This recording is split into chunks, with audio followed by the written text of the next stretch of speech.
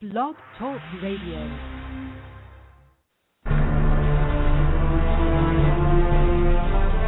There's a mystery lurking the forested areas of the world. Many have seen something, but what is it? Are they seeing known animals? They claim they walk upright, like a human. There are so many eyewitnesses. Can they all be wrong? Is someone just playing a trick on people? Or is it possible a large bipedal being could exist in the forests of the world? You have a decision to make. Do you believe it exists? These are the topics we discuss on Sasquatch Watch Radio.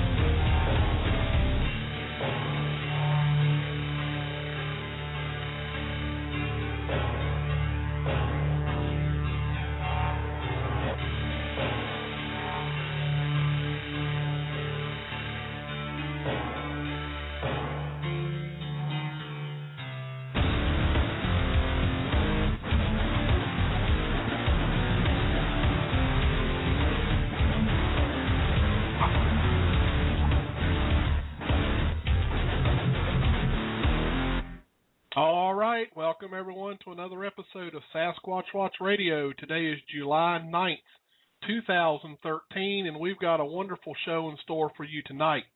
But before we bring our wonderful guest on, I'd like to get my co-host in here. You know, did y'all notice I didn't say wonderful co-host?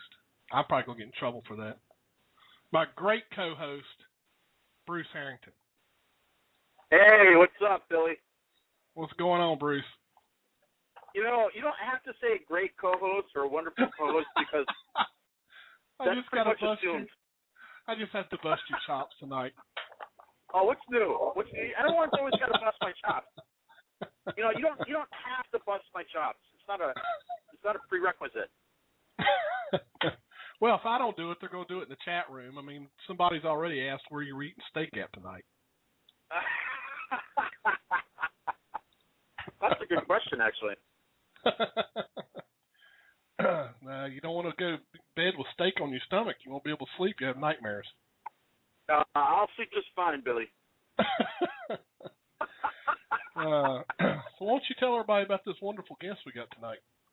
Well, tonight our guest is Linda Godfrey, and Linda Godfrey was a speaker at Creature Weekend 2012, and we welcomed her to the conference, and it was kind of a,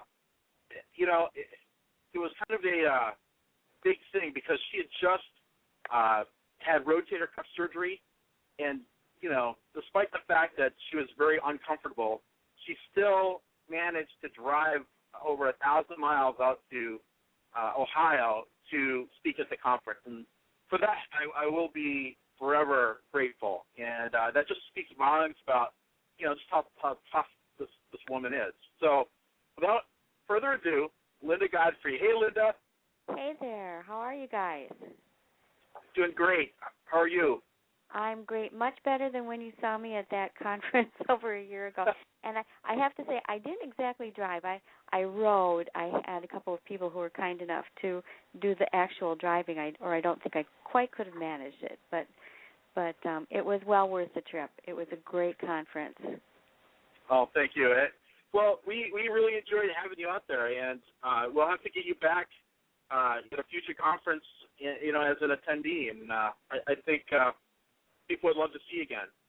I would love that. Now, you're famous for your book. Well, I'm sure you're famous for many things, but you have a book called The Beast of Bray Road.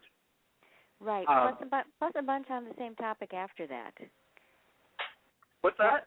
That was only the beginning. There's The Beast of Bray Road, Hunting the American Werewolf, the Michigan Dog Man, Real Wolf Men, another book called Werewolf. So I do have quite a few out there on that topic.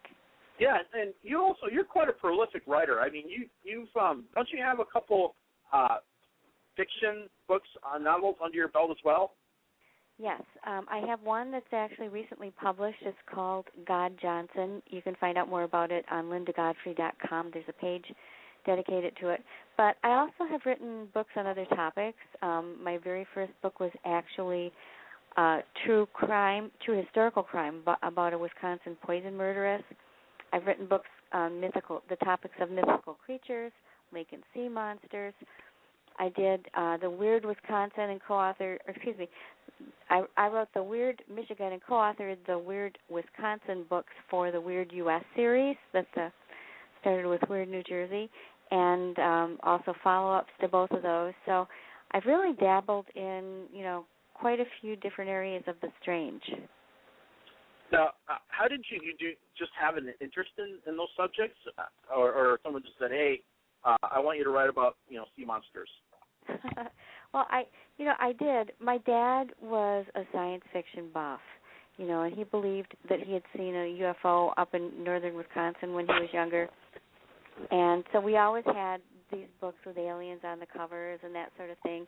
And we lived in a 100-year-old house that appeared to be haunted in certain ways. So, my curiosity was piqued at an early age. And when I went to work for the newspaper, it just turned out that one of my very first stories happened to be about people from my own hometown who were saying they saw what looked like a werewolf on this lonely road outside of Elkhorn, Wisconsin. And that one went national, but I didn't write the book about it for at least 10 years. I worked for the newspaper for 10 years. And all that time, while I worked at the newspaper, they were pretty good about letting me do odd stories, that other newspapers wouldn't always want to publish. But I was also squirreling away things that were a little too weird for the newspaper. So when I quit, I started writing books, and I had my own website at the time called cnbscene.com, where I was putting these odd stories, and came to the attention of the Weird U.S. guys. By then I had, a couple of books out. And they asked me to co-author and author the Wisconsin and Weird Michigan books. So it just sort of grew, sort of organically. So you also told me about a recent, some recent activity you had with what appears to be a Bigfoot. I think so, yeah. And, it's interesting because that first newspaper story was over 21 years ago, I think. Now it has been. And while my books on that topic are mostly about what people call I like to call the man wolf or the dog man. Werewolf is sort of a misnomer, but it's sort of a handy label. It gives you a good visual idea. But a canine sort of being. But here's the interesting thing that most people don't realize. And I usually mention this somewhere in my books, but it's not the focus of the books. From the very start, from the get-go, people began reporting to me not only sightings of unknown upright canines, but things that to me were obviously Bigfoot. And there are really big differences between the two. The Bigfoot's much larger, it's stockier, it's got long arms, it's got real hands instead of claws and paws. It doesn't have those upright dog ears on its head. The man wolf has a long muzzle, walks on its toe pads. They're just, anybody who gets a good look is always sure of what they saw. So I became aware right away that there were at least two different anomalous creatures that were being sighted and reported regularly around southeastern Wisconsin and other places. But, of course, living in southeastern Wisconsin, that was the easiest for me to study. So, I've been keeping track of other sightings that I've received over the years. And, for instance, my Real Wolfman book, and I think also in the Michigan Dog Man book also, I've listed some of what I think are the most credible sightings. And I've got at least a dozen listed that date back to the 60s, all within a 3-4 county-wide area, all sort of bordering or adjacent to the southern unit of the Kettle Moraine State Forest, which is a really unique geographical area that most people outside of Wisconsin don't even realize exists. It's very unusual, and it extends way up north of Milwaukee in a northern unit as well. So altogether, there's kind of a vast, connected, well-watered acreage. And I noticed right away that when I started mapping out sightings of dogmen and sightings of what people thought were Bigfoot, it was almost like I could draw lines between. I could draw a line and say, well, most of the sightings on this side are going to be Bigfoot, and most of the sightings on that side are going to be dogmen. Not every single one, but just in general, the lion's share worked out that way. And it seemed to me that they had territories, and I always thought that was really worth noting and tracking and studying, because you can get a lot of data by looking at things like foraging patterns, maybe even migratory routes. You can tell where they're sort of going to get food and water, where they might be have an actual living center, that sort of thing.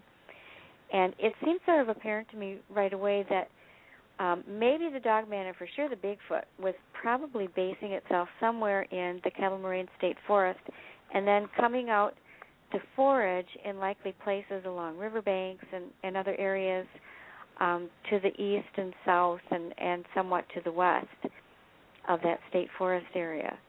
So, and I'm saying all this because I want people to have the idea and the knowledge that there's a context.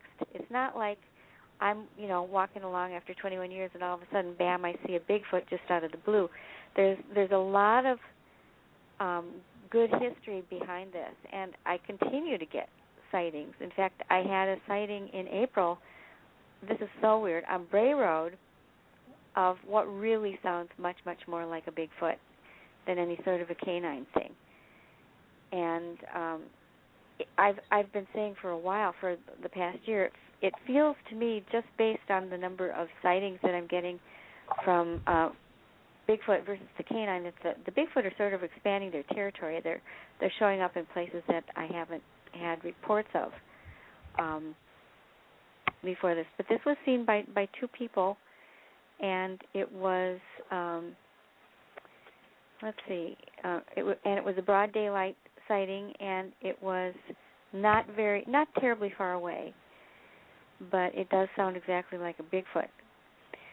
So I don't know if you have another question, or you want me to keep going along these lines. No, that's it's pretty interesting. But in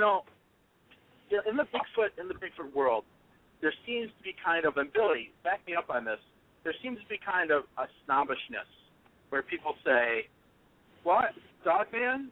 That's ridiculous." Yeah, I mean, I agree. I mean, it's one of them things. I don't know. It seems like people do have a harder time believing in Dogman than Bigfoot. I really don't know why, but right. Obviously it just does seem to be that way. Yeah, and I think that's one reason that for so long no one else was interested in collecting these sightings of things that looked like upright wolves or German shepherds, because it didn't fit within the parameters of what they had thought the Bigfoot might be, and they weren't interested in anything else. To me, it's like, how can you study one and not the other? It's one. To me, one anomalous creature is just as interesting as the other. And so I really believe that had a lot to do with the reason that I sort of became the main collector of these Dogman reports and sightings over the years, because nobody else was really in. It was like, I don't want to deal with that. That's not real, whatever. Or people would try and rationalize it away as a dog-faced Bigfoot, which, it doesn't jibe with really any of the sightings reports that I've seen or witness sketches people have made for me. They're quite different. They don't have dog faces, unless you're thinking of maybe a Pekingese with a smooshed-in snout or something like that. And these things, and Bigfoot does not look like a Pekingese, that's for sure. And neither do the Dogmen. They're both very, very distinct characters. But in southeastern Wisconsin, we have kind of a variety of habitats, and I think it seems suitable for both. And the big thing in my mind that makes it attractive for both types of creatures is that it's very rich in deer. Our deer populations this year are so big that the deer we're seeing are stunted. They're like little. There are so many of them. We have turkey. We have the sandhill cranes are increasing like crazy. There's just tons of wildlife here for things like that to go after. Plus, there are highways that go through and produce a lot of roadkill. There are cornfields, which I think might be a food source for the Bigfoot. Lots of marsh areas, and the Bigfoot are known for digging up cattail roots. They've been observed digging those and drying them in other places. So it's a pretty good habitat for both. And nonetheless, when I had my own encounter, and it isn't that I haven't been out in the field tracking them too. Just I think 2 years ago there was a sighting, kind of just west of the Kettle Moraine, heading toward Fort Atkinson on a highway, where a middle-aged woman saw a reddish-brown Bigfoot hightailing it up an embankment just as she came out of Fort Atkinson on this Highway 106, I believe it was. And she was close enough. She pulled over her car onto the side of the road and was just about to dash out of her car and follow it up the embankment until she remembered her grandson was sitting in the child seat in the back. So she didn't think she better leave him. But, I went and got my Bigfoot hunting companion, Kim Del Rio, and we went and trudged all around.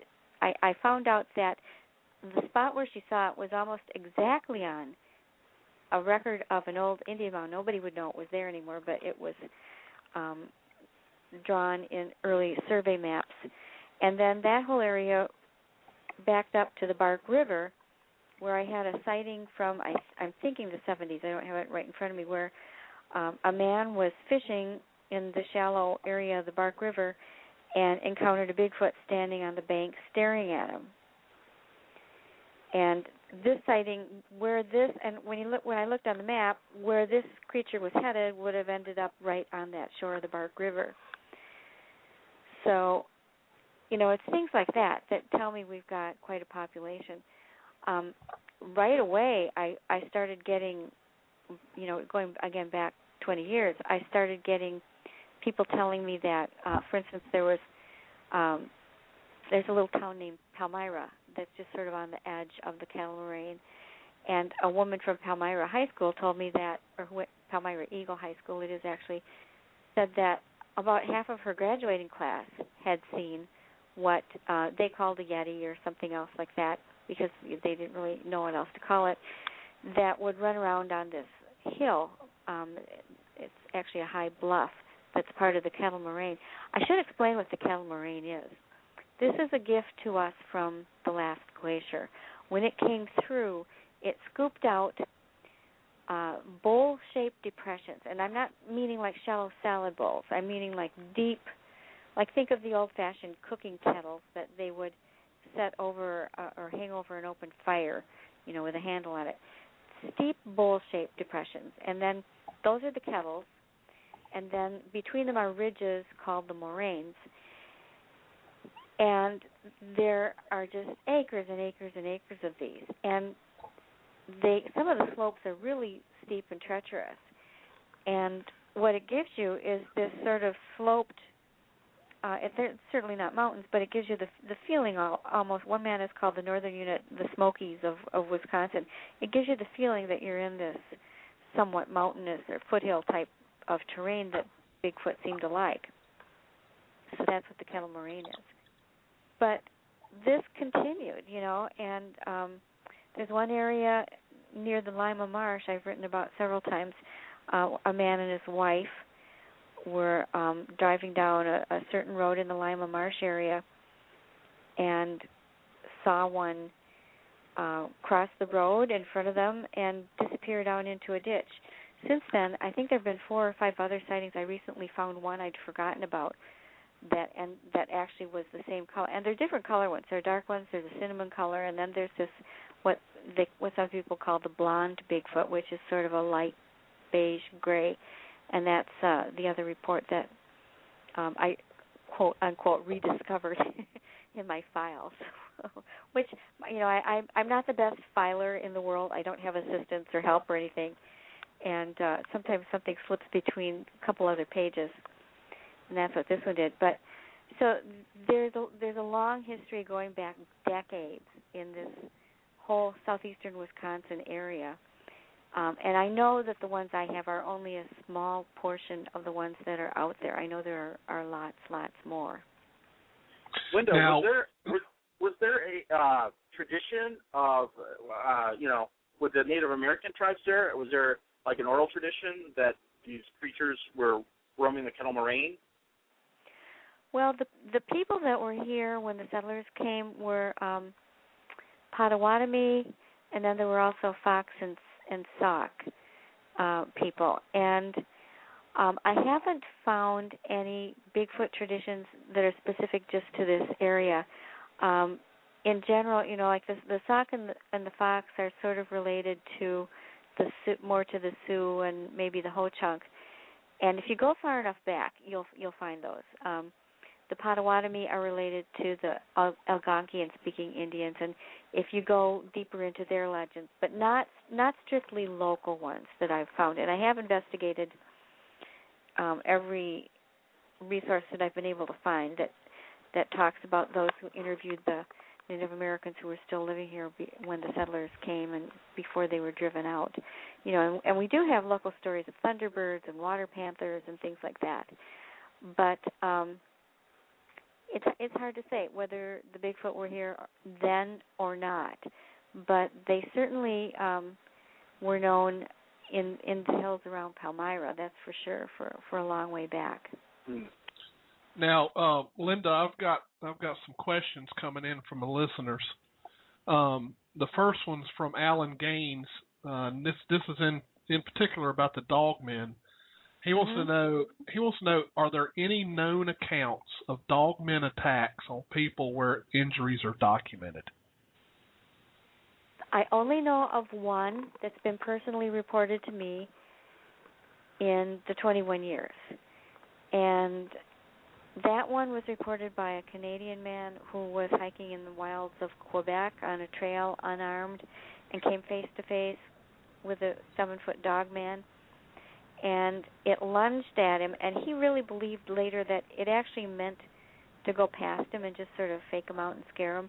But he was so kind of rattled that he thinks he moved in its way. And on its way past him, one of its fangs tore his clothing on his side and grazed his hip and his flank area and caused kind of a long, jagged tear that he had to go get stitches in, and that left quite a scar.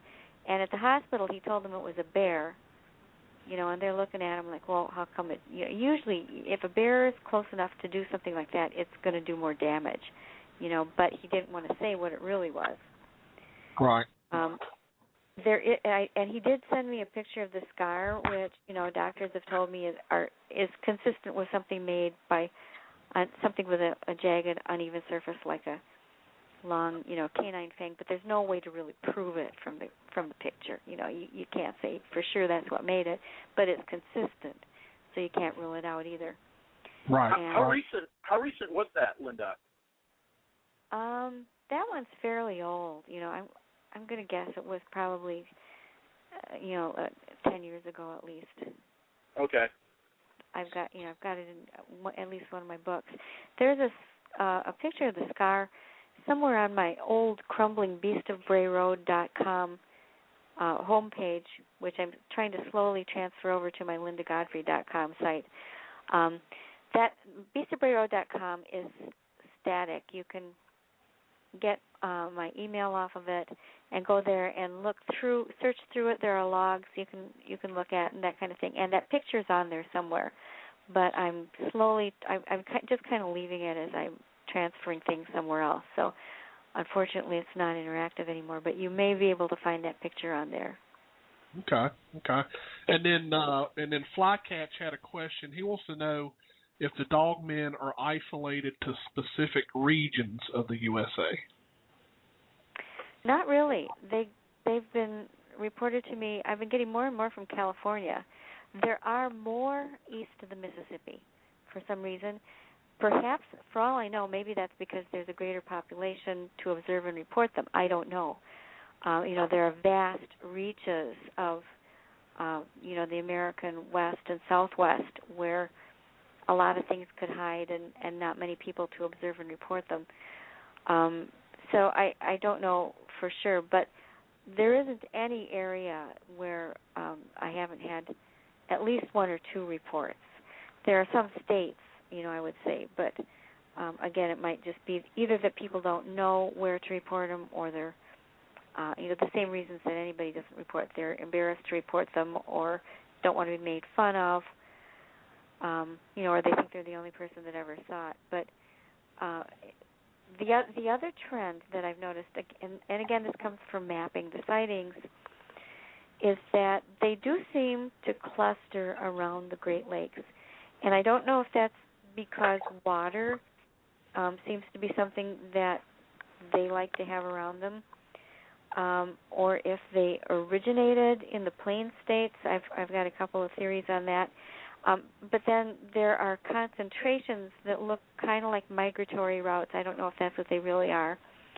One sort of reaches out toward the southwest, Southern California, and Oklahoma, that area, and down to Texas. Another one goes kind of southeast, down toward Georgia, and down even into Florida.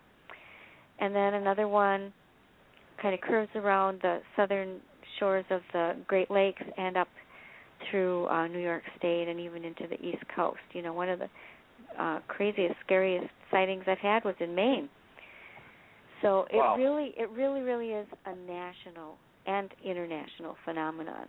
And I think just like the Bigfoot sightings around here, I think that I've probably barely scratched the tip of the iceberg. Well, Billy and I have ridden across the state of Maine, and that's a pretty large state, and there's a lot of areas that are very remote. Right. And, I don't know, Billy, if you remember that one stretch that we were riding through where it was all foggy. But yeah, I don't think I'll forget that. I was praying that day not to see a moose cross the road. But it doesn't surprise me at all that there'd be sightings in Maine. Yeah, it really has some pretty good rugged territory. Although this was in a fairly settled area, kind of in the mid-southern area near a little town called Palmyra. And this is detailed in my Real Wolfman book. But a woman and her husband were sitting and having coffee on the porch of their farmhouse, and they had big flashlights out there because deer would occasionally come to their pond and they shine it. And they got this horrible feeling, shine the flashlight. They were 7 foot tall, and they could tell the height because they were passing under a shed door that was a little taller than that. Wolfmen. They couldn't describe it in any other way. Approaching them, the closest one was only 20 feet away, and even worse, they were flanking them. 2 were coming up from the right, and 3 were coming up from the left. And they, the people just were able to back into the house. The creatures stayed all night. They called 911. They called. The 911 told them to call the local game warden. The game warden refused to come out and said just stay in the house all night. And it's sort of interesting because they have tried to get copies of that 911 call. I have tried to get copies, and a TV station that has, or a TV show, I should say, that is featuring them on an episode also tried, and they won't deny that the call was made. They just say that they keep changing their story. They can't find it, or there's only a written record, and it got destroyed, and all that kind of thing. So I find that really interesting. Yeah, that is interesting. Now I got one more question. I got one more question from the chat room. This one is from Digger Dog. He wants to know if there are any missing people associated with the Dogman sightings or reports, or are they as elusive as Bigfoot? Well, they're elusive. I have not been able to associate any missing people events with these creatures. And again, just using southeastern Wisconsin as an example, because I'm here and have the chance to know when there are missing people reports. The missing people around here seem to get found in lakes, and the husband gets accused or, whatever. But so I don't know any in this area where really there are a lot of sightings. And I would think that they would show up here if that were true, and they were going to. It's possible that there are, and just nobody has made the connection. I can't really say, but I have never had any evidence of it. Okay. All right. Well, Bruce, we've got a couple callers on the line. You want to go ahead and start getting to those? Yeah, let's do it, Billy. All right. Sure. Let's see here. The first caller is from area code 307. You're on the air. Hi, guys. This is Nate again. How y'all doing? Good. How are you? Hello. I'm good. Hi, Nate. Hi, Linda. Hi. Thanks for getting this topic in the air. This is really interesting. Just a quick, specific question, then I'll get off the phone. My question is, are there any detailed observations of the face of the dogman? Yeah. Because, you hear about this, but there's no details like how long is the snout or the canines. Oh, yeah. Visible. Many people have had really good looks at it. They've run up against it out in the open, or it's been daylight, or it's been right in front of their car, in the headlights. And most people will say that it has upright ears that remind them of a wolf or a German shepherd, and a face like a wolf or a German shepherd's, with a muzzle. Sometimes they'll say like a Doberman's. But usually they'll say a long muzzle. Normally, with a very few exceptions, the eye shine is yellow, green, golden green, which is the normal canine eye shine color. They will say that it has paws with claws and not hands, but that the paws may be sometimes they're reported to look like they're elongated, longer than a normal canine's paws, which could just be a natural adaptation and would be handy if you were going to try and stand and run around on your hind legs. It would give you a much more stable base, and you could do more with your paws if they were a little bit longer. So that makes sense. And the color tends to vary about the same as you would expect to see out of an average wolf pack. You'll usually, if you look at a large wolf pack, you'll see gray ones, black or brown shaggy-haired ones, sometimes silver white ones, and those are generally what people report. With the darker colors, much more predominant. So yeah, Sorry. I'm sorry to interrupt you. I was going to ask for the legs. Is it humanoid, or is it like a back paw of a dog but just larger? Because you hear about Sasquatch, and I've seen myself Sasquatch tracks. Right. What are the tracks very like different, for the very, very different. That's one of the main ways that I know they're not the same species, because anybody who gets a good look at them will say it was running or walking very easily, except its legs were bent backwards and it was on its tippy toes, which tells me, dogs walk on their toe pads. Bigfoot walks plantigreed or flat-footed, like humans, bears, whatever. And, oh, my goodness, I'm watching a deer run past my office window right now. That's weird. I'm hoping there's a Bigfoot or a dog man after it. Didn't mean to interrupt there. Anyway, but when dogs walk on their toe pads, what would be analogous to our heel and ankle joint is way up off the ground. And we are expecting, thinking of human legs, to see a knee at that point. But to somebody who's not really thinking about what a dog leg's anatomy is, it just looks like the knees are bent and joined backwards, which is completely different, from the Bigfoot has. Flat feet, they're human-like feet, the knees bend forward, it's built like a primate. And the dogmen are built like canines. And anybody who has ever seen them and had a good look, once in a while, the knees and legs are hidden by brush or whatever, but oftentimes they're running across the road or they're face-to-face with them, and that's normally what they see. Wow, Okay. Thank you. Thanks, guys. Thanks, Linda. Have a good night. Sure, All right, thank you. thanks a lot. Thanks for the call. All right, and then we have one other caller. He's holding. Let's see. Let me see. Where'd it go? Oh, there it is. 724 area code. You're on the air. How you doing, Billy and Bruce? That hey, sounds like Brian, what's up? Hey, thanks for telling me Linda was going to be on, Bruce. That's awesome. Hello. Well, your show gets better and better all the time, guys. Linda, I was telling you about your groupies in Pennsylvania. Well, I'd like you to meet groupie. Your biggest fan, number one, right here. Oh, yes, hi. This is Brian, Linda. I met you down at the Creature Weekend. I'm the guy. I'm the dorky looking guy who gave you that bunch of stuff down there. Oh, Brian. Well, great to talk to you. I certainly know exactly who you are. I sent you and your wife a little email not too long ago. Yeah. I thank you about that. Just the question I just wanted to ask tonight, and then I'll get off is my friend Fred Taluga. He lives down in New Cumberland, West Virginia. That's in Hancock County. That's in the northern panhandle of West Virginia. He's very close to Tomlinson Run State Park. Now, I remember on your website, and I still think it's up there, you claimed that you did get a sighting in that general area. Have you gotten anything new from the northern panhandle of West Virginia? No, nothing new recently that I can remember. And I don't have anything in front of me right now. If I went rummaging, I might be able to find something, but nothing real recent. I know I'd recall that, but it wouldn't surprise me if it's not just full of them. I mean, I'm sure. Yeah, our friend, my friend Fred, he moved down there about 8 or 9 months ago, and we actually started a column down in the local newspaper called the Hancock County Courier.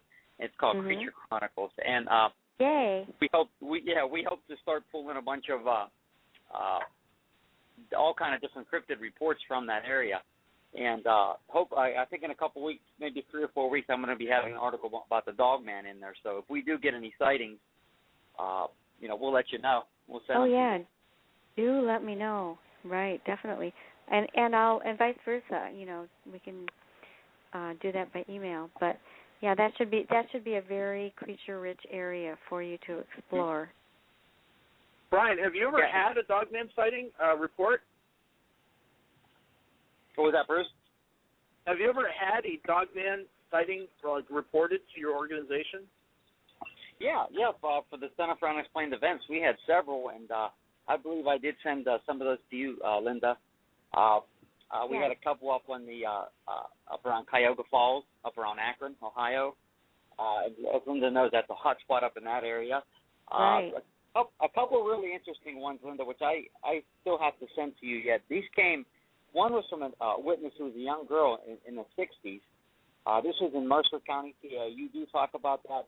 You call it the Shenango Valley Werewolf. Right. Hunting the American Werewolf, which it's still my favorite book. I love that book. Oh, thank you. Briefly, what happened is she was a young girl in the 60s, and she was walking with her mother and several other children, and this little, they called it the wolf boy, or actually the dog boy. They were calling this the dog boy in the 60s, way before it kind of got, popularized with the dog man. And this little, they heard a growl, and this little wolf boy type thing came out. There was no clothes or anything on it. Tried to grab her and pull her in the woods. Well, her mom grabbed her and yanked her away, and the other kids, they all start running, and this thing just took off into the woods. Apparently, this thing was seen by a lot of people at that time. A lot of times, this little creature was drinking by the reservoir.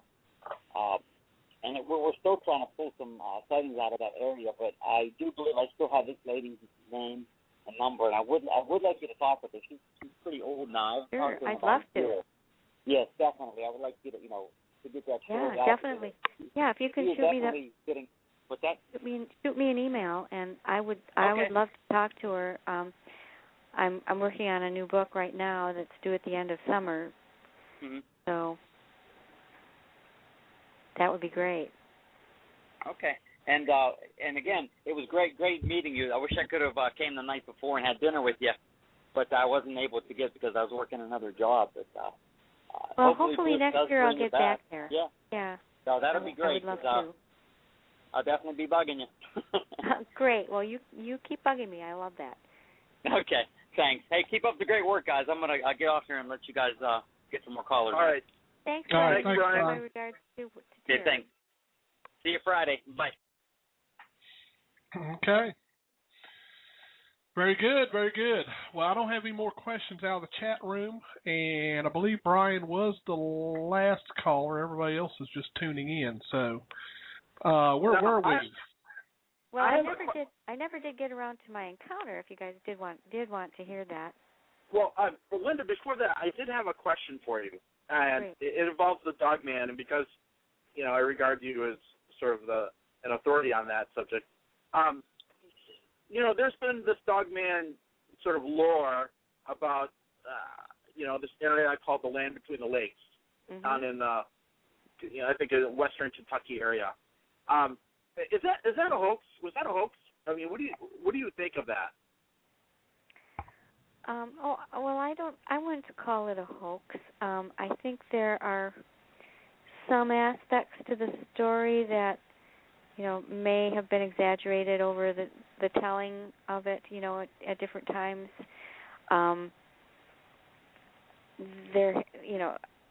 It's hard to say. I'm a little bit reluctant to comment too much on it because it isn't one that was personally reported to me. And I know some people that swear by all the facts and others that say, well, there are some things that hold them back, and these, there weren't any creatures involved with these concrete buildings. They were left over from some sort of army thing, and stuff like that. So it's one of those stories that I regard as sort of it's hard to tell what really happened and what didn't. But I do know there was never any confirmation that a family was killed. There's no record of that anywhere. Supposedly they found this family that was camping, all murdered, and that is one thing that has never been. There should be some evidence of that somewhere if a whole family was murdered in a campground like that's used. But I have no doubt that there are creatures around there, and that the main people involved had experiences with something like a dog man. I really don't doubt that at all.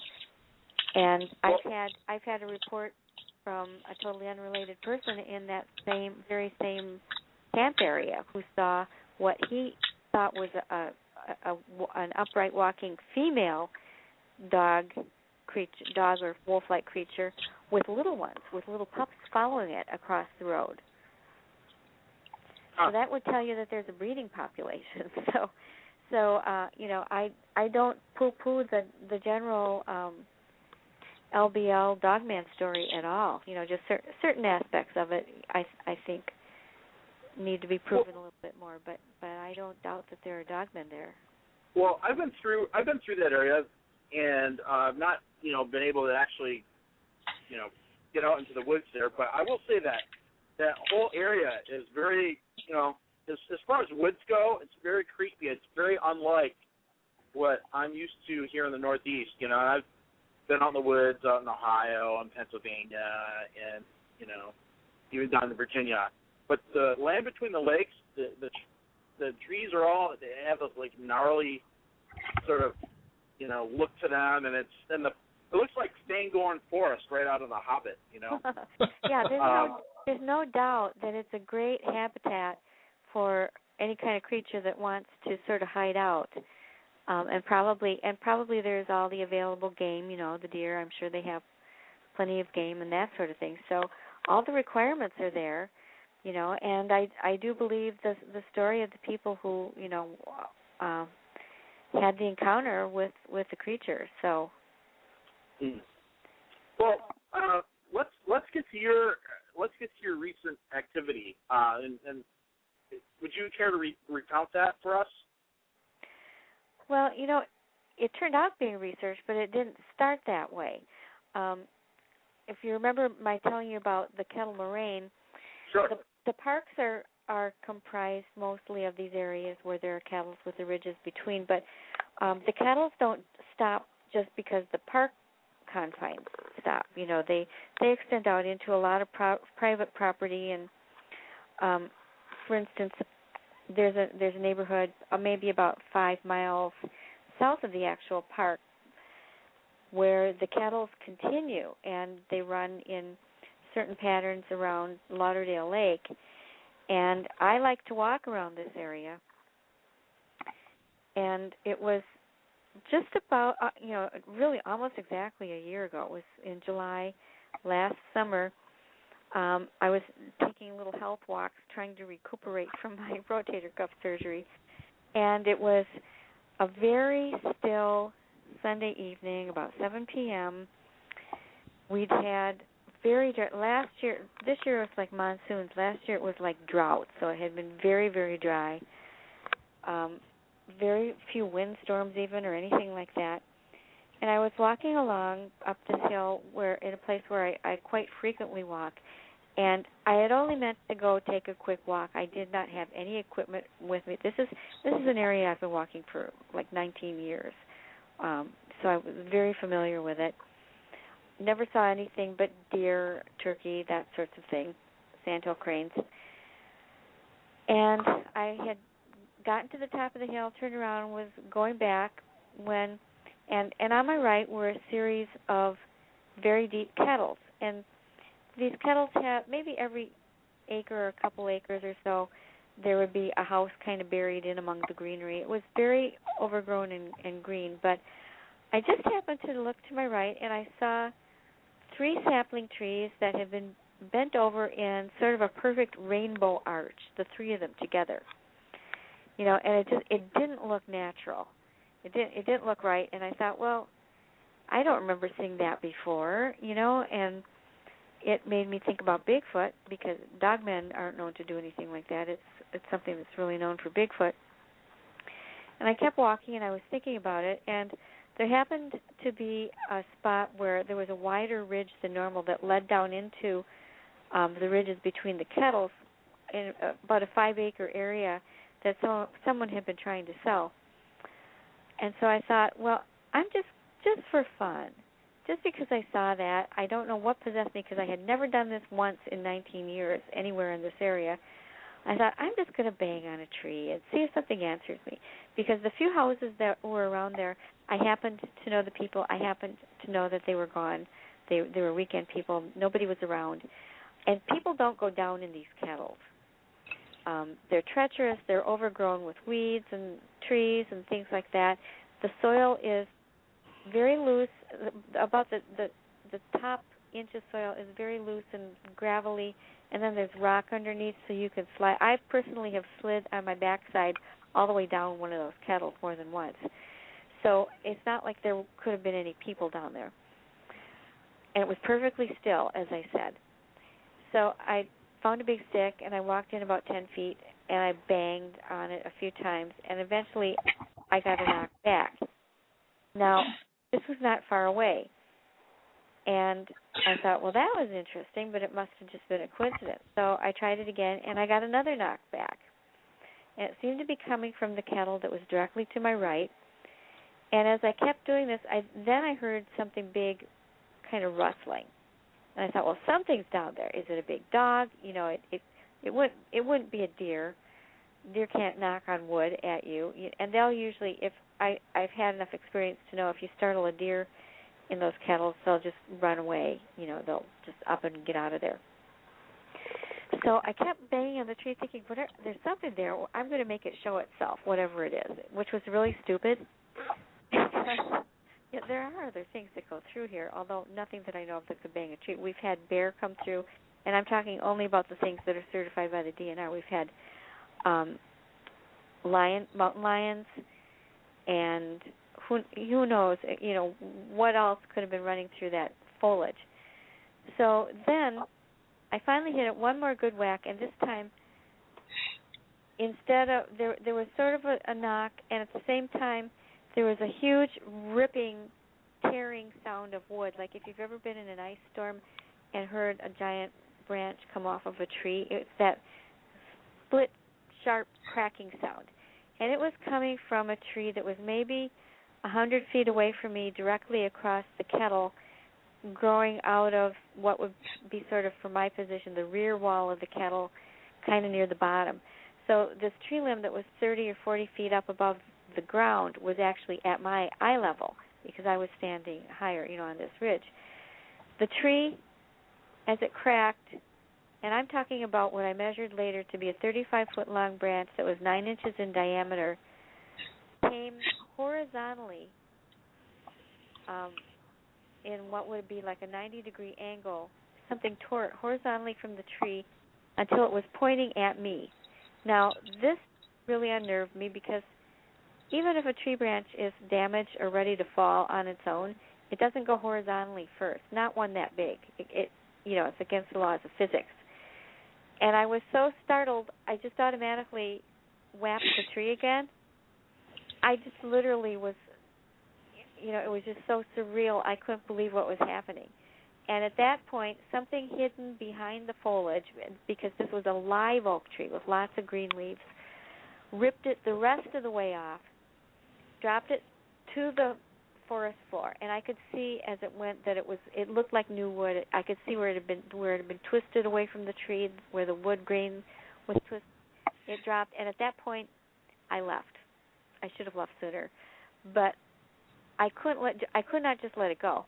I needed to know that there was not some big reason, like the log was actually hollow, or maybe somebody had been up there with a chainsaw.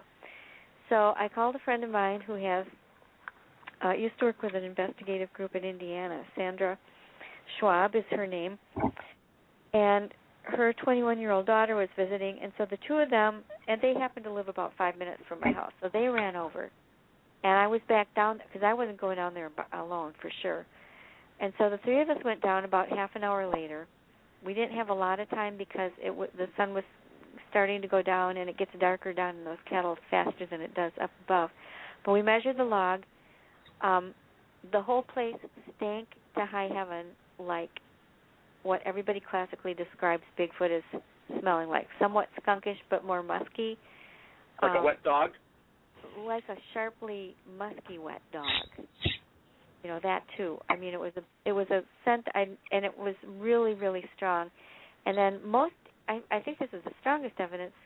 At two different points on this 9-foot diameter, 35-foot long branch, which had living leaves on it, and by the way, showed no evidence of any hollowing or rottenness, anything but new wood that was twisted, freshly twisted, where it had been twisted away from the tree. There were 9-inch, they looked like mitten prints, where the bark had been actually rubbed off of the tree, like something had grabbed it so hard and forcefully that it rubbed the bark away from the inner wood, so there was bright white clean wood shining through. And my friend's daughter saw one of the pieces of bark and picked it up, and it looked like where if you placed your hand flat on a piece of paper and then sort of crumpled your hand up and the paper crumpled with it, that's what that bark looked like. I still have it, and it stunk, like just really strongly of that reekish smell. And I've had it in a plastic bag ever since, and it still smells like it. I mean, if anybody ever I could sell it as Odie Bigfoot if anybody ever wanted to know what Bigfoot smells like. She had contaminated it already, so because she just immediately, what's this, and picked it up. She was a non-believer, didn't have any experience, the daughter. So I was afraid it wasn't any good for DNA. But that's not the end of the story. So it was starting to get dark, so we walked up the back slope of the kettle, which is the easiest slope to get down, up and down out of that kettle in. And we were standing on the ridge looking back. There's a marshy one behind that and then another one to the left. And all of a sudden, Natalie screamed and said she saw it. And, of course, Sandra and I looked as fast as we could, but it had already disappeared behind some foliage right then. And she is not anybody who reads up on this stuff, but she said it was taller than a human. She said it was moving really fast, but it wasn't exactly walking like a human or running. She called it striding, which is pretty much a classic description of, Bigfoot movement. Mm-hmm. And that the most interesting thing to me was that she described its color as this light beige, grayish beige. And she said it was lighter than the deer that are around our neighborhood, which are all sort of a reddish brown. And she didn't know that there was such a thing as a blonde Bigfoot. She said, but they only come in dark and reddish, don't they? I said, nope, and I do have, it would take too long to tell, but I do have other backups for that color being in the area. Well, right at that point, it growled at us, or there may have been two. We couldn't tell. It was somewhere within about 30 feet of it, feet of us, I would guess. It sounded like it was right down at the bottom of the next adjacent kettle. And that was a sound I've never heard before. I've heard bears out in the wild. We've got so much wildlife out here. We've got bobcats, all sorts of, I'm really familiar with various dogs, wolves, coyotes, because of the other things I study. And all three of us just froze. It was like the instant, like when you're a mammal and something's growling at you that wants to cause you harm, you just know it. Yeah. You know, it's an instinct that kicks in. And I said, ladies, we have to leave here right now. And they agreed, and we got out of there. I did return, and went over the tree with a magnifying glass and stuff, looking for bears, and wasn't able to find. I subsequently found 2 different 15-inch footprints and a 9-inch handprint, but they were on soil that was too sloped for plaster casting, or even I have the better dental stuff, and that didn't work either. And it's so the soil is so hard and shallow that the pictures don't turn out too well, although I do have photographs. But I don't know what else. I've racked my brain and the brains of everybody else I know, and I've never come up with any satisfactory answer for what could be up in that tree that could wrench such a huge mass of living oak log away from the tree horizontally and then rip it totally off. The interesting thing is that directly behind that tree, on the ridge behind it, is a really well-used deer path where I've even found elk poop. There aren't supposed to be elks here, but I've had it certified by a professional wildlife group. So I think that it was kind of hiding, waiting for a deer to come by that it could jump down on, and I spoiled its dinner plans. Well, if it gets as upset as Bruce when he doesn't have steak, I can imagine it probably would rip your limb from limb. Well, I get pretty upset. Well, this thing, maybe you would have done the same, torn a branch off of a tree too. But the thing is, the 19 years that I've lived here and all the times that I've never had the slightest idea what made me suddenly notice those branches and suddenly decide to walk in there and rap on the tree. That's almost as mysterious to me as what happened. How would I know? How did I know to do that? That freaks me out. If it was subliminally sending me messages, or if I just felt it or sensed it, or maybe it was just sheer dumb luck. I don't know. I can't make any sense out of that. I did not sleep that night because I knew for sure. I just knew for sure. I knew in my bones what it was. There's absolutely no doubt. And if it hadn't been, I might still try and chalk it up to some kind of freak tree thing if it hadn't been for the sighting, the smell, the bark rubbed mitten prints that were in exactly the right spot where something would have had to have been to reach over him and wrench that branch off. The footprints I have found since.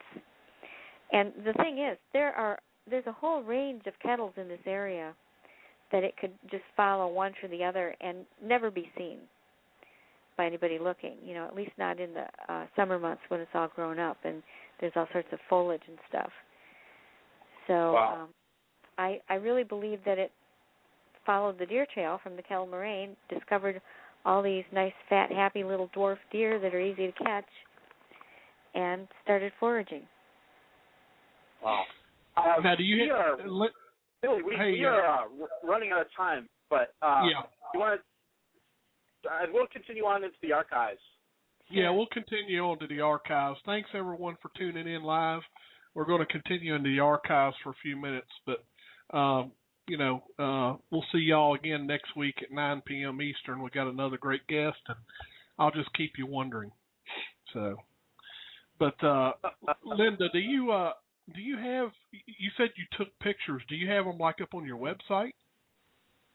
I have a few up. There's sort of a short version on my lindagodfrey.com blog, You can go there and just kind of scroll back in the archives to, I think I called it Bigfoot Branch. And I didn't even put everything on there because I didn't, as an investigator, you're always sort of suspect if you have your own experience. Mm-hmm. And I think I'm not even sure I put that it pushed it horizontally first to me. That was the most startling thing to see, and I thought nobody's going to believe that at the time. So there are a few things I don't even have on it, but you can go to that, and I've got pictures where you can see what that bark rub looked like, where the bark came off, and one of the pieces of bark, and I think I've got the tree itself and a couple of other pictures. I don't have a huge album or anything, just enough to give you the idea, but yeah, it's on the blog at lindagodfrey.com, and there are other area Bigfoot stories and dogman sighting stories too. So, all right, cool. That's pretty interesting. Now, Linda, your friend who had the sighting that evening, that night. Did she? I mean, she said it was taller than you, but did she give you any more detail on what she saw, or was it just too dark? Well, by the time it wasn't really dark, but it was entering into the whole side of the kettle where it was covered by foliage, little trees and things. And its face was just entering into it, so she didn't get a good look at its face. But she saw the size of it as it walked in and kind of the movement of the legs and the fur, covering its body. And I just don't know what else it possibly could have been. Wow. Plus the fact that it growled.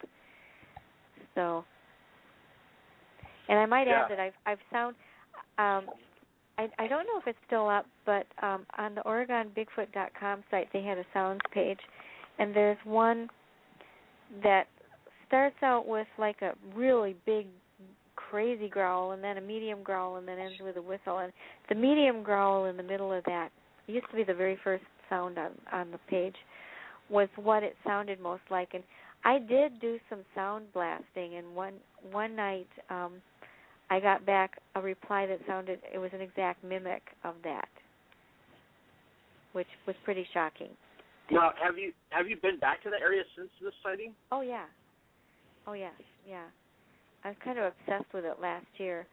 I was going down there every day, pretty much, whether I had somebody with me, and just keeping track, because I still, I just want, seeing that log lying there every time I see it is confirmation to me again that it's real. Yep, it happened. Yep, the log's still there. I still know that it happened. It's really different knowing something intellectually and knowing something with your eyes and your mind and your guts because you experienced it.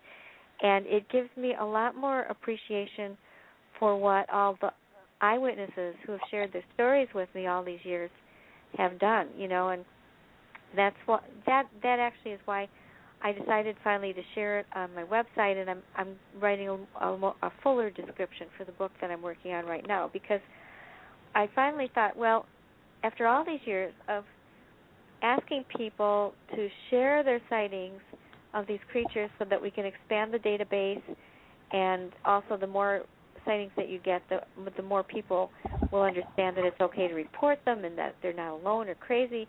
There are all kinds of really good reasons to report your sighting, that if I had been doing that all these years and then I was too chicken to report my own sighting, what would that make me? So right. I decided I had to basically put it down, and people may believe it or not as they wish, but it's the God's own truth. And actually, if I were going to make up a sighting, I probably would choose to make it up about the dog man, because that would do a lot more for my books. True. Well, so Linda, there's also a DVD called The Beast of Bray Road. Did you have anything to do with that? Nada, zip, zero, nothing. No. They stole my title, basically. They wrote me and said, we're going to make this movie with the same title as your book. And I'm like, okay, whatever. And then they took the general setting and then just made a fictional slasher movie that basically portrays, 7 or 8 different possible ways that a huge creepy creature with claws and fangs could kill and eat a human being. Is basically, and it has a fairly decent storyline, I guess. Kind of a surprise ending. There are probably worse films, but you won't see my name on the credits or anything. I did not profit in any way by it. I'm quite sure, and I don't say this with any bitterness because it's just nothing I ever expected. It's a different sort of venue, but I'm quite sure that they have made lots, like exponentially more from that movie than I have from all my books combined, over 20 years. It's just kind of the nature of the beast, if you'll pardon the pun. But I did not have anything to do with the making of that movie, no, for better or worse. I'd love to, Linda, I would love to see your review on the cover of that DVD, The Beast of Bray Road. So I could see in quotation marks, there probably are worse movies.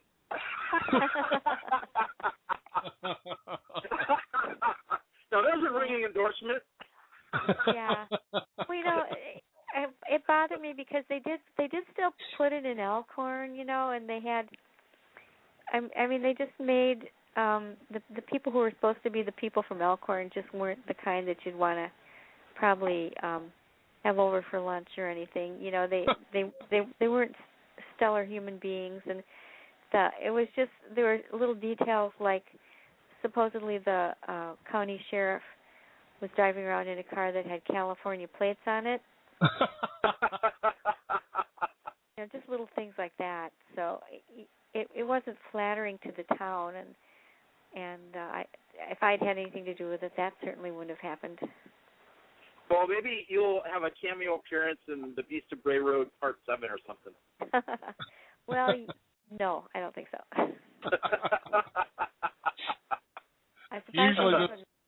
Usually the sequels get worse. As a rule of thumb, yes. So, Linda, what are your future plans for any upcoming projects? Or I know you're working on a book. Do you share it with us? Stuff that you've got an upcoming appearance at some cafe, some haunted cafe or something like that. Yeah, I've been kind of lying low on the appearances because this book is just taking so much of my time. I've had it's a wider scope than I normally write on in one book altogether. I have a couple of appearances this month. Saturday, the 13th, from 1 to 3, I'm going to be at the Sci-Fi Cafe, which is a terrific place in Burlington, Wisconsin. Just kind of a low-key book talk and meet and greet, that sort of thing, which I don't usually. It's usually really hard to do that at a conference. So this is a nice thing. And then the next Saturday, the 20th, I'm taking part in a book talk and writing conference. I'm on the panel at the Racine Barnes & Noble.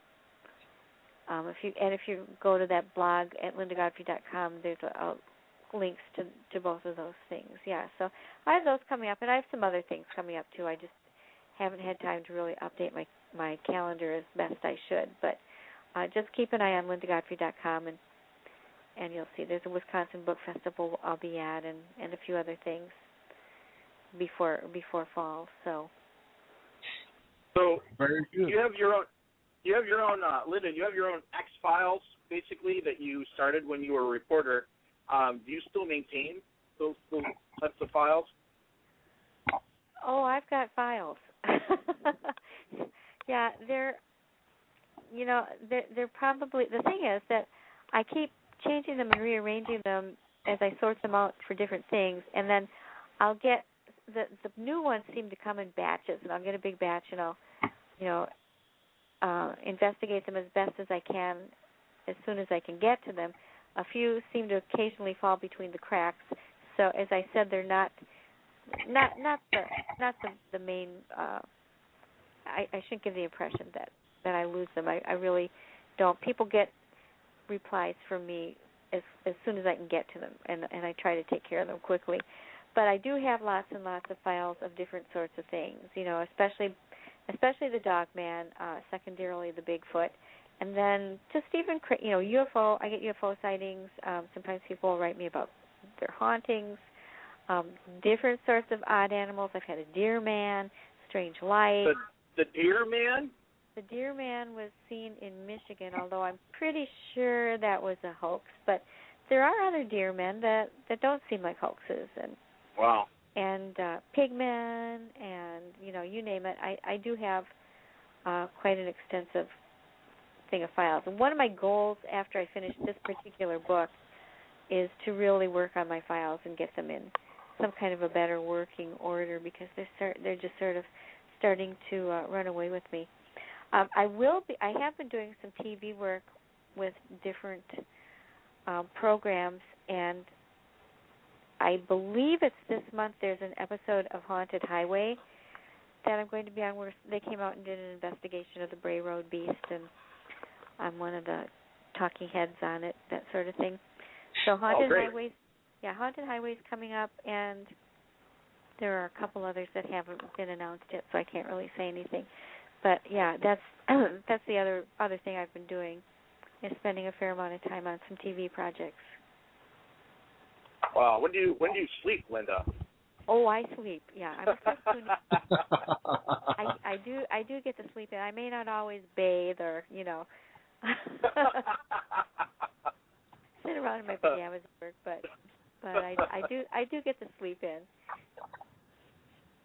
Well, Billy, do you have any questions for Linda? No, I think I was just kind of sitting here listening to her encounter story. Was actually very fun to listen to. Yeah, the one thing that one thing I really admire about Linda is that she takes a great deal of time and effort to some people just hear a sound in the woods and then they say, oh, well, it's a Bigfoot. But she actually takes time to verify and confirm certain things and tries to get down the facts of the encounter. And when you listen to her presentation, she spoke at Creature Weekend a couple years ago. Of course, you were there. I was just I really admired her dedication to getting down the facts. That she would actually take out a tape measure and measure certain the stride, and a lot of people just say, oh, there's a track. They might take a faster cast of it, but she really takes a lot of time and effort to record all the details of that environment that the activity happened in. Mm-hmm. Thank you. Well, if, I always say if you're not willing to entertain other ideas about what you might have seen, you're not really investigating it. You're just confirming your own bias. Sure. If you're determined that every sound or thing that you hear is a Bigfoot and that's what you're seeing it as, that's not an investigation. That's just something else entirely. And you need to do it. That's why I always tell people to be sure you know what real things are in the woods. I mean, we've had about half an hour from here, I've had confirmation from both a policeman and just some people that there is a mountain lion that they say is the size of 2 German shepherds roaming around the village of Williams Bay, which is on the south side of Geneva Lake. Well, and that's about 25 minutes from my house. And we've had them through here before, confirmed by DNA. Nobody's talking about it. Nobody will publicly write anything about it. I've talked to newspaper people. I've tweeted about it. The only thing that happens is I get helicopters buzzing my house. So are they black helicopters, Linda? On Mars. On Mars 1. It's kind of weird. But my point is that there are other things around that you really need to keep track of and know about, so that if nothing else, A, so you can be prepared, but B, so you can rule them out. And you have to rule out it all. It's just the same as ghost hunters who go in with an EMF reader and make notes where there are electric lines and where there are breezes coming from windows and other sources of light, so that if something does occur, they know that they're not just seeing some other factor. So, and it's not just me. Any good investigator does these things. That's sort of what you have to do. And if you don't, people are throwing rocks at your head every time you poke it up, saying you didn't do this, you didn't do that. So you learn very quickly, if you don't do some of these things. Or it's the same thing with UFOs. You have to know is that sure, it looks like it has red and green lights, but that's what, stars twinkle, and there's a factor called oscillation or something like that makes them seem to twinkle, and you have to know where the planets are and study sky maps and know what's out in the sky to know if something really is an aberration. If it's just a light type thing. And I do believe in UFOs, by the way. 2 of my siblings have seen silent black triangles floating fairly closely overhead. One was just a year ago in Janesville, Wisconsin. One of my brothers, he and his wife and several friends, were outside in a hot tub and saw it come floating over. So there's all kinds of strange things out there. And you need to be prepared to know what those are too. So, and not just, to me, having tunnel vision and being out there and only expecting to see or experience one strange thing is just going to close you off to so many other wondrous experiences. Yep, I agree. Linda, do people ever come up to you, Linda, and they show you a picture and they've circled something in the picture and they'll say, "Oh, this is a Bigfoot arm or a Bigfoot head," or what's your reaction to that when you get photographs like that, or when people say, "Oh, hey, I got a picture of Bigfoot," and you're looking at a circle around what may or may not be an inanimate object. Yeah. That's been happening since day one, again, for 20 years. I'll always look, because no one wants to find a great photo, a proof of existence sort of style photo of any of these creatures more than I do. I mean, I really want there to be one, but I have yet to see one that you could say was definite proof. And most of the time, they fall in several categories. It's obviously Cousin Johnny out in a cornfield in either a gorilla suit or a dog man suit. That's type A. Type B is you take a picture of enough tree lines, woods, and shadows and things, and you're going to find certain areas, it's called pareidolia, where your human mind is going to pick out things that are recognizable, especially faces, even if they're animal faces. And most things are just almost impossible, to prove that they aren't light and shadow if it's something that's dark in the tree line like that. For it to be a proof type of picture, you're going to need something out in the open, well lit, preferably in several different shots and poses. And it may well be that the person actually saw something and just got such a badly blurred picture, because it's really hard to take a good picture of something that's moving. And they may know for sure that it is, but the picture doesn't prove it or show it. And I may not be able to judge what the object originally was, but I can usually pretty well say it's interesting, but it doesn't prove it. Sadly. Yeah, I've always said that if you got to draw a red circle around it, it's probably best not to show it. Yeah, it's never a good sign. It's never a good sign. Or if they actually draw the outline of whatever it is. Yeah, exactly. I've seen that too. And I don't blame people for trying, but it is. Most of the thing is, that I think a trail cam is more likely, if it ever can fool one of these things, which I've been trying to no success, and other people have too. But at least a trail cam is set and will take picture after picture after picture. But most sightings are both random and fleeting. You don't know they're going to happen, and they're over very quickly. And by the time you can get any kind of a phone up and ready to go, unless you've got one of those new, what are they, Google glasses, where it's right up and you can tap it. The camera's part of your glasses, and you just tap them. That would be great. Yep. Unless you have something like that and you're totally set to go, and it's within shooting range, and there's enough light source for it to show up, you're just not going to get much of a picture. And if it's moving as fast as these things move, it's going to be blurry. So the odds are really, people always say, how come there's no pictures? Well, the odds are really stacked against getting a good photo. However, again, to play my own devil's advocate, why is it that, say, when a bear comes into somebody's backyard in Madison, it doesn't mind. It'll hang around and pretty much let you take pictures of it as long as it's sitting in the tree or it's happy eating your bird feed, or, you know, it can look at you seeing you take a picture of it, and it doesn't care. It doesn't give a hoot. You know, you can take a whole roll. You know, and it's such different behavior. You know, that's what strikes me as different. You know, between both the Bigfoot and the Dogman, they seem to fear cameras more than guns. Almost, I've had that described to me almost literally by people who've had encounters. And why is that? You know, we have pictures of wolves. We have pictures of mountain lions, which are described as the most elusive wild creature that we have around here. You know, so the difference is the behavior, and I don't know why that should be. Yeah. Good point. Very good point.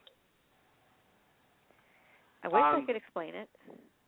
Yeah, you know, you'd think with all these camera traps or trail cams set up, you'd think you'd get a picture of something. Right. And I've been trying.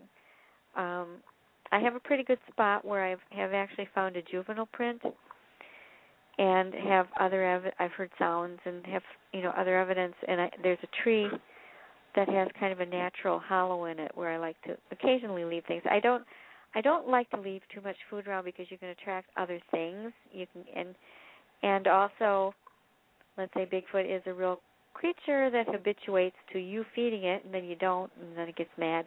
You know, I won't really, you know, that kind of thought bothers me too. But I've left, you know, small caches of food like apples or, you know, or bananas or little things like that, nectarines.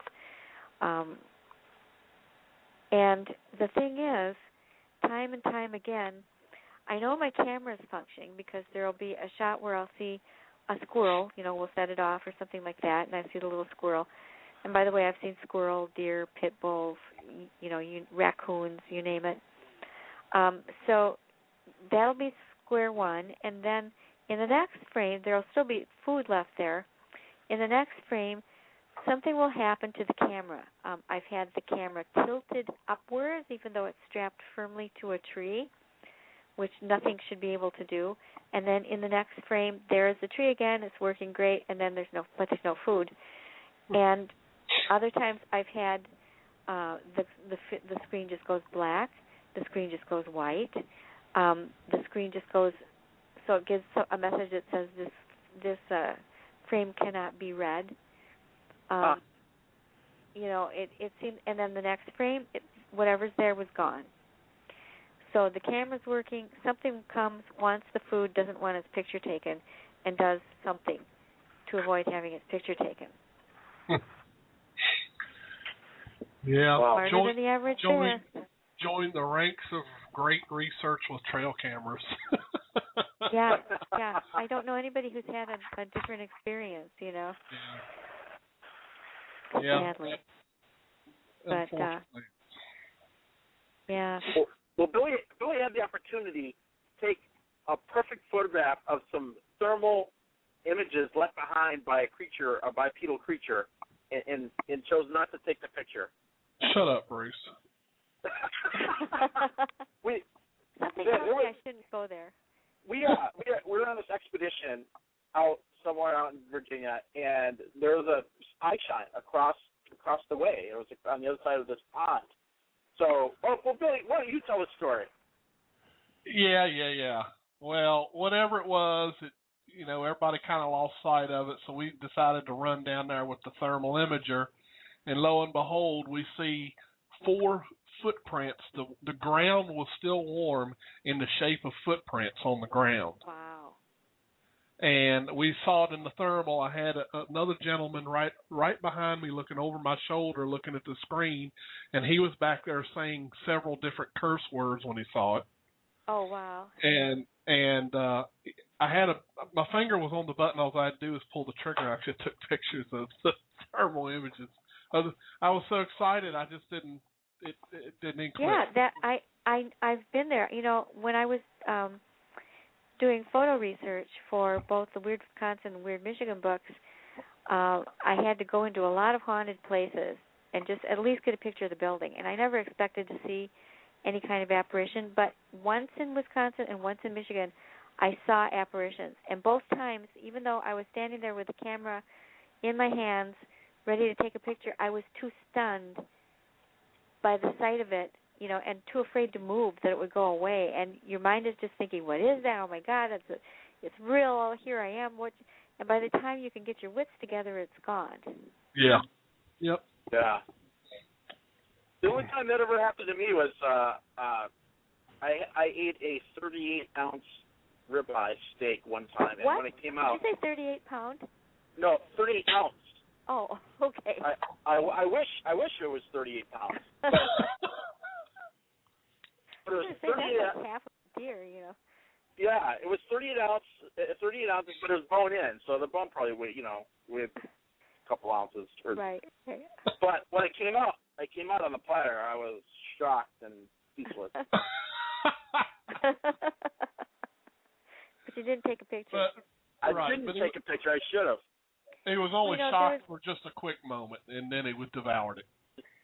I do think that those thermal images, I think that the thermal imaging is just getting started, and I think there are going to be creative uses for thermal imaging that will probably, that may be game-changing, and as people put more and more of these things together, combining technologies, that's probably going to be our best shot. And don't ask me what that would be, because I'm really not that tech-oriented myself. But I can just see the way people are starting to use these things, and, with the other new things that are coming out, sooner or later we're going to figure out some way to do it. I'm not sure that's good for creatures, but... Linda, do you think a thermal, like an actual photograph of a thermal image of a creature, could that ever be accepted as proof? Well, that's why I'm saying combining it with other things. I think there'd have to be more, because, if it's just a thermal image, it'd be, you don't have things like dermal ridges. You don't have the things that prove it to be different than a human foot of some kind. Because there can be some really, look at a lot of the NBA basketball players. They have some pretty big feet, So even size. Shape is a different thing, Human feet aren't as wide; they have a different shape and tread if you get a good enough print. But there'd have to be some creative combinations with other things. And again, don't ask me what those things are, but somebody out there, some tech wizard, is going to come up with something surprising one of these days. I have confidence. You know who else has pretty big feet? Billy Willard. I had to pull a splinter out of that thing once. It was pretty frightening. I only wear a size 12, they're not that big. No, not like, I think there's some NBA players that have like a size 17. Oh, yeah. Wow. Yeah, I think I just heard that recently. So, there's all kinds of interesting stuff out there. That's for sure. That's for sure. Well, yep. Well, Linda, thanks for being on the show. I really appreciate you taking time out of your day to come on.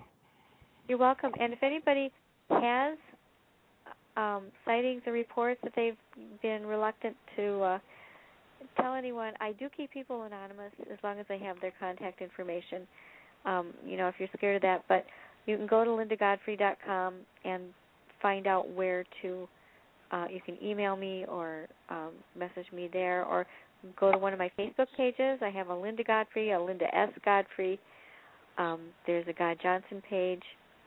So you can reach me lots of different ways. Great.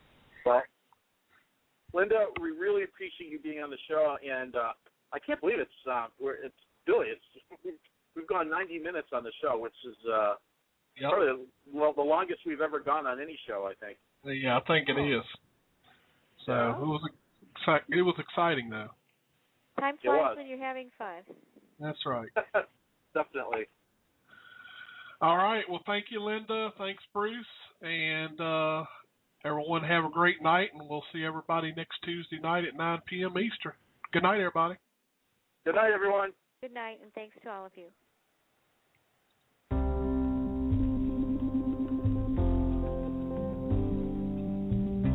Thank you for joining us on another episode of Sasquatch Watch Radio. Remember to join us again next Tuesday night at 9 p.m. Eastern. We appreciate every one of our listeners. Thank you so much for being here.